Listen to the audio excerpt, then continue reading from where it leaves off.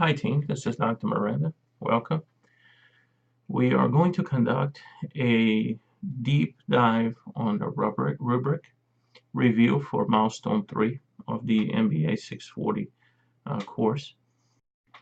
We have a lot of material to cover, so we're going to dive right in.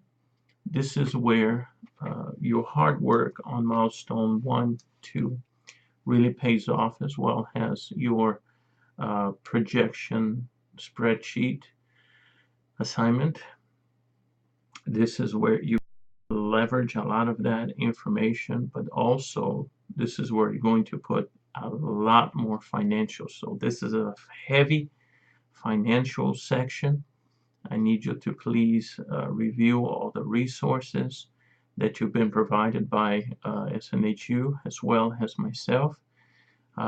Be very proactive in the sense of reaching out to me, also looking at other resources, because this will either make or break the paper in terms of providing good, solid financials.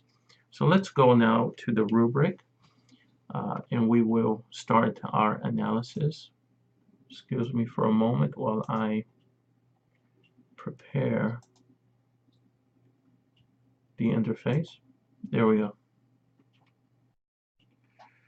Okay, so at this point in time, what we're going to be doing is we are going to start on the justification, a word to the wise. Be sure to use headings exactly as laid out on the rubric. This is good for several reasons, but the most important one is it provides a centralized location for all information. It is very good organizational skills to create these headings according to the rubric. And another very important element is that if I have to hunt for the information all over the paper, there is room for mistakes. So we don't want to have that unfortunate event. We want to minimize issues of mistakes. So be sure to use headings. It's going to be very important for your paper. So we're going to work on justification. I need you to pay special attention to this section, because this is where a lot of people make huge mistakes. Okay, and this is worth a lot of points. So you want to be very methodical, very careful on how you approach this section.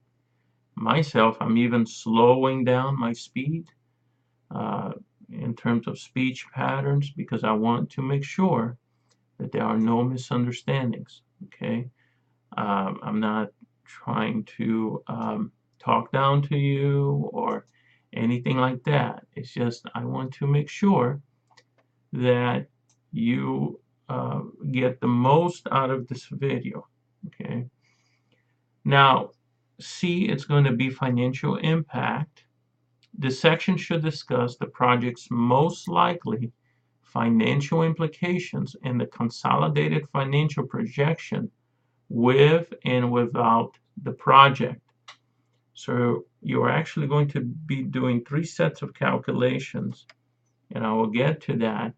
Okay, but you're going to basically be providing a snapshot to the loan committee on what the investment looks without the expansion and what it looks with the expansion. So it's going to be something that's very stark, a comparison that is up to par, projections which are very professional, and they are filled with financial numbers. Very important that in this section you really bring out the numbers, okay? Because I have had in the past students who did not quite grasp the financial dynamics, and they attempted to provide a narrative-rich section with very little numbers. That unfortunately does not work and has resulted in major failure in terms of these sections. Okay, so 1 and 2, these are broken into 2 sections. Okay, 1 and 2, project the incremental annual and cumulative cash benefits and outflows associated with the proposed expansion for the next 7 to 10 years. Okay, using a spreadsheet or other relevant presentation vehicle to support your narrative. Be sure to justify your assumptions and methodology based on sound microeconomic and financial principles. For example, what assumptions have you made about demand, price, volume, capital purchase costs, incremental hiring, and so on? Okay. Now, let's go ahead and take a look at this. The incremental annual cumulative cash benefits and outflows. In essence, this is your input and output of the business in terms of financing. Okay.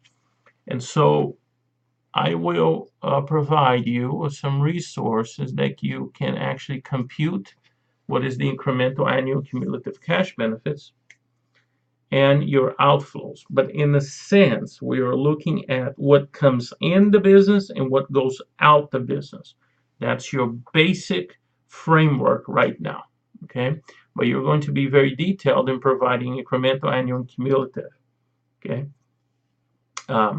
Now, you're going to show all of these elements, incremental annual cumulative cash benefits and outflows, okay, for a proposed expansion for the next 7 to 10 years. So you're going to project these out and the next 7 to 10 years. Okay, you may use, of course, the projection spreadsheet which you have created. In a sense, you just have to add those particular columns, the information that they're looking for, and project that out for the next 7 to 10 years. Okay. The beautiful thing is that you already have assumptions in that spreadsheet. Okay. To that, however, you're going to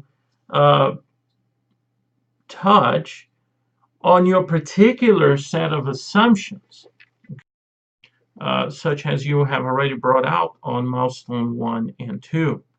Okay, you're going to discuss demand, price, volume, capital purchase costs, incremental hiring, and so on. Okay, these are assumptions that are very customized to your own situation in terms of your expansion. Okay, so please be sure that on section 1, you're going to provide this section here, a proposed expansion for the next 7 to 10 years of the incremental annual cumulative cash benefits and outflows. Basically, your in and out, right? Your income coming in, your expenses going out. Okay. Now, the second one, it's also going to be very, very important. Okay. Let me see.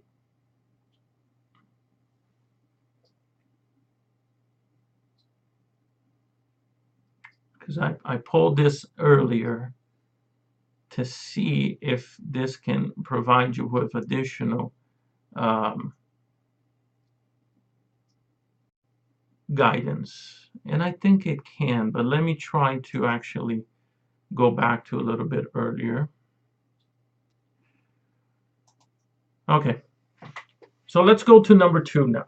Okay, so section 1, again, projecting the incremental annual cumulative cash benefits and outflows with the proposed expansion for the next 7 to 10 years. So that's going to be your section. Okay, so you're going to make that.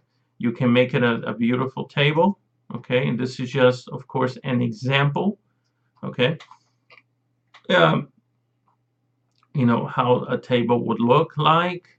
Okay, you can basically do a copy and paste also from your Excel spreadsheet.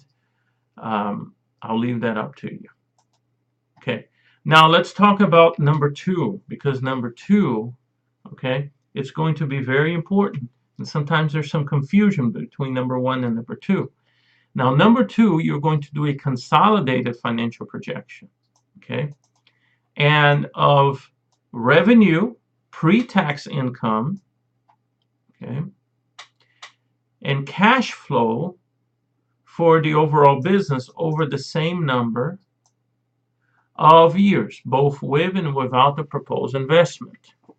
Okay, so on number 2, you're actually going to do 2 projections, okay, right, for 7 to 10 years. And these 2 projections must contain your revenue, your pre-tax income, and cash flow. Okay. Now, those elements are going to be present for a projection of the expansion going forward and another without the expansion. Okay. Let me pull out an example. Okay. So for example, you're going to make a table very similar to this. Okay.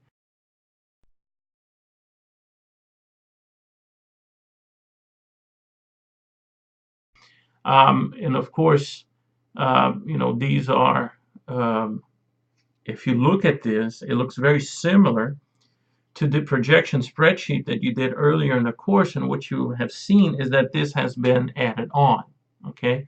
And of course, these are dummy numbers that you're seeing right here, okay? So, if you take a freeze of this and try to work out some calculations, it won't work because these are, of course, dummy numbers. So you're going to project out, 7 to 10 years of these particular variables, okay, with the expansion, okay? And then you're going to do the same without the expansion, using the same variables, the same amount of years, but what would happen, okay, to these particular variables if your company decided not to go forward with the expansion, okay? So going back, there are 3 basic projections that you're going to be working on, okay? Number 1, okay, you're going to do a projection of the incremental annual cumulative cash benefits and outflows associated with the proposed expansion, okay? So this is going to be with the proposed expansion, and you're going to provide basically the incremental annual and cumulative cash benefits and outflows, basically income coming in and income going out, okay? If you decided to go with the expansion, all right, for the next 7 to 10 years, okay? So this is number 1. Section 2 is develop a consolidated financial projection of revenue, pre-tax income, and cash flow, okay, this here, okay, with the proposed expansion and without, okay, for these particular variables, revenue, pre-tax income, cash flow, okay. Those have to be present, okay. And again, I will provide this document for you. Again, it is just an example. Don't tie yourself to it completely. This is just an example of what it looks like, okay, what we are actually looking for. So table number 1, or your project, section 2, 1 is the financial projections with the expansion. Number 2 is without the expansion, okay? And this is, all of this, of course, comes under here, okay? Develop a consolidated financial projection. I strongly urge you to make sure that you make good use of this video, make good use of the rubric, as well as the tools that I'm going to provide you, okay? Now, What we're going to also look at is the financing section. This is going to be very important. Most of you have already provided a total number for your expansion, how much you're going to need for the expansion. Okay, this is going to be very important. So you already have pretty much a rough draft of how much money you're going to need. Okay, now in this section you're going to have to be very, very, very detailed in both narrative and numbers. This is the meat of this proposal. This is where you come in and say, okay, this is how we are proposing to fund this project. So you want to use narrative and you want to use numbers. You want to have a good balance between the two of them. And you want to have a document that really makes a difference, a document that creates a splash, a document also that it's solid, that this loan committee can look at it and say, you know something, this person really has it together. They understand the nature of our business. They understand the financing tools that we can use for this expansion, and this person provides options for us to look at. So you want the loan financing committee to really be talking like this, be reflecting these feelings, right? You don't want a loan financing coming back to you and say, well, you said a sentence or two about getting a bank loan, but that's it, right? That's not the type of impression that you want to have as a professional with a loan committee, okay? Think of them right now as a bank. You have to get it clear to them first. You want to win them over. So how you win them over? With solid narrative and quantitative information, okay? Now, A, you're going to weigh the pros and cons of raising money using internal financing mechanisms, cash, versus seeking funding through global capital markets. Now, of course, internal financing mechanisms could include loans as well. But let's go versus seeking funding through global capital markets via loans, commercial paper, bonds, or equity financing. Okay, so section 1, A, weigh the pros and cons of raising money using internal financial mechanisms, cash. Are you going to pay for your cash? There's some good things about it, and there's some cons, right? You use up your cash, may not have a reserve. Okay, you may want to use that cash for something else. Okay, you use it, it's gone. Or you're saying, no, we're going to keep our cash because we believe it's reasonable for us to get a loan or raise commercial paper or bonds or equity financing. So you're going to talk about your pros and your cons, okay? Either using your cash or seeking funding through the global corporate markets via loans, right? Commercial paper, bonds, or equity financing is so interesting. I read a blurb about, J.P. Morgan way back when.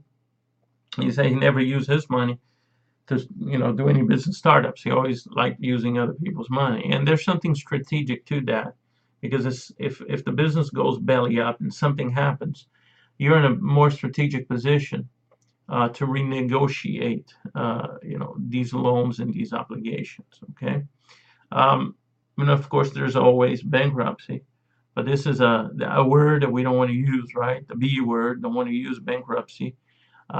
It's something we should consider it as very last resource, but it is a reality when it comes to business. Okay, now support your answer with appropriate research and evidence. Please be sure to use citations, APA citations and references for these sections also. Okay, now second is, which, oh, by the way, I almost neglected this. You're also going to have to discuss this. Which might be viable alternatives should the loan not be approved? So you're going to have a backup plan. Talk about your backup plan if your first choice is not approved. Okay. So you're going to talk about the pros and cons of raising money using internal financing mechanisms, cash versus seeking funding through global capital markets via loans, commercial paper, bonds, or equity financing. And then you're going to discuss what's the backup plan if your number one choice doesn't get approved. Okay. Now, very important, assess on B, assess the viability of a business combination. Your heading would be business combination. Assess the viability of a business combination has a mechanism for expanding into the new market. Sometimes it makes perfect sense to partner with another company that's already in the market. You have ease of entrance into the market. Perhaps your product is a good combination with their product or their program or their services. So you're going to talk about, is this a viable option? So talk about this, okay? Discuss it. Is this a reasonable option for the company? Why or why not? Support your answer with appropriate research and evidence. Appropriate research and evidence means APA citations and references, okay? This section here, most people actually miss it because it comes on the tail end of a lot of financial numbers, and they looked at this and somehow, I think it's psychological, it doesn't quite click, but please don't neglect this. Now comes into what I call the fun part, right? But this is very important because some folks actually miss this section, okay? Now, you're going to develop a track record, okay? A track record for your company. Use this section to persuade the lender that you are creditworthy. What does it mean, creditworthy? That your company has financial standing, that your company is known for meeting its obligations, that the financials look pretty good, okay? Now, convincingly argue that your organization is on solid financial footing. So over here, you're not going to use too much narrative. You're going to actually provide financial data, okay? And thus at a low risk for default. No one wants to lend for a company or give money to a company or start another expansion if the company is not in a good situation to do so. Supporting arguments with appropriate financial statements, you can get that from your projection or you can get that from the company's financial statements. Ratios and other indicators of financial performance and health. This is where you can actually use these, okay?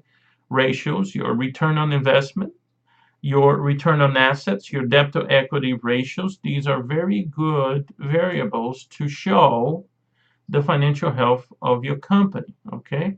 Also, of course, revenue, expenses, how much money is coming in, how much money is going out, okay? These are good options for you to use, okay? So make good use of those ratios, make good use of those financial statements, okay? They will help you.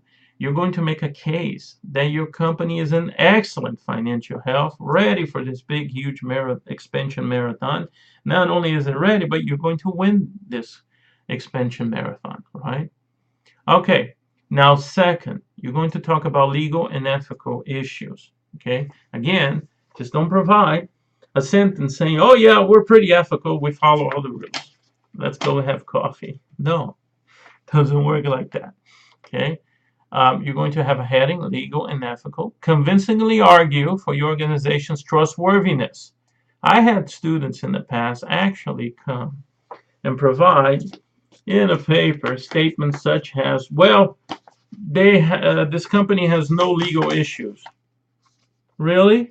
Well, all you have to do is do a Google search, or you can find tons of legal issues, all right? Specifically with the companies that we have chosen. Okay, there are some with legal issues.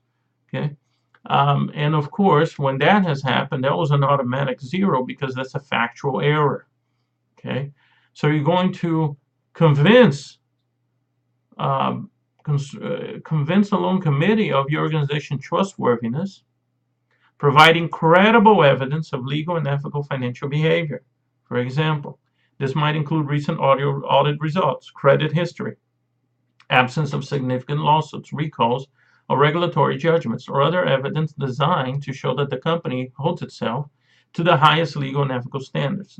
Okay, Look, I had issues in the past where students say, okay, well, we have some good firing guidelines. Well, that's not quite enough. That's good, but not enough, right? So what if your company has had legal issues, had lawsuits? It doesn't mean that the company's not trustworthy. If it has, what you want to do is tell us how the company dealt with it. Tell us what the company learned from it. Tell us what has been implemented as a means of risk mitigation, for these sections. So again, you want to build a strong legal and ethical history of financial behavior, okay, and ethical dealings. Now, we're going to um, look at guidelines for submission. Again, everything is APA. Your format paper has to be APA. Cover page has to be an APA. Your citations have to be an APA. And your references have to be an APA. Okay. Your paper should be, it has to be from 8 to 10 pages in length. Okay. Not counting the cover page and your reference pages. Okay. If you need to put things such as graphs, you can actually use the body of the paper. That's perfectly acceptable. However, don't make it a paper filled with so much graphs just to fill an empty space, okay? Because that's not going to be acceptable. All right, so please be sure that you look over the critical elements of this rubric. Leverage these for your benefit, okay? You always want to have your paper over here on proficient. You always want to do that. And how do you do that? Well, you simply make sure that your paper meets all of these criteria. Use these as a benchmark, okay, that you can actually look at your paper. As a matter of fact, you can even use these as your headings, okay? These are the sections that your paper is going to be checked against. So you always want your paper to be here on proficient. Okay, all of these specific modules or sections of the rubric. Okay, so, they're very, very, very. I say that rich in narrative, good guidance, right? So if your paper meets these, okay, then you're going to be okay. But remember, uh, to provide a good balance of the narrative and your financials, okay, even when using these specific sections. Okay, so we have come to the end of Milestone 3 walkthrough.